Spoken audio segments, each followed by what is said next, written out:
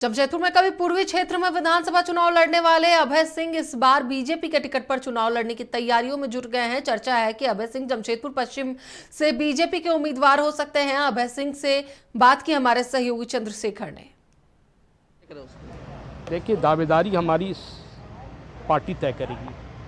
मैं पार्टी का एक अदना सा सिपाही हूँ, कार्यकर्ता हूँ, संघर्ष करता हूँ, पार्टी के विचारधारा को ले जाता हूँ। पार्टी जहाँ चाहेगी, पूर्वी हो पश्चिम हो कहीं भी हो, पार्टी चुनाव लड़ाएगी तो मैं लड़ूंगा। पार्टी जिम्मेदारी देगी, मैं तय करूंगा। पार्टी मैं केवल पश्चिम विधानसभा तक सीमित नहीं हूँ, दोनों विधानसभा में कहीं भी पार्टी लड़ाएगी मैं लड़ने को तैयार हूँ। नहीं, आपने 3-4 बार जो है कि पूर्वी से चुनाव नहीं, देखिए, पूर्वी आप समझो, पहले झारखंड विकास मोर्चा से जब मैं लड़ता था तो व्यक्तिगत लड़ता था। मैं ही झोला ढोता था, मैं ही झंडा बांधता था, मैं ही प्रचार करता था, मैं ही स्टार प्रचारक था।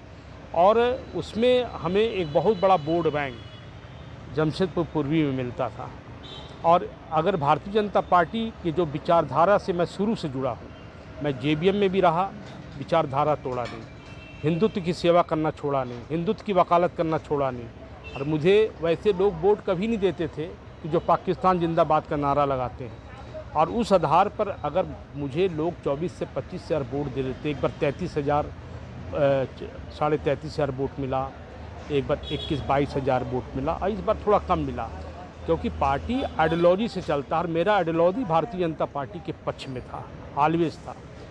तो भारतीय जनता पार्टी के पक्ष में अगर इस बार अगर हमें पार्टी बनाएगी तो निश्चित रूप से उसका इजाफा होगा, लाभ होगा।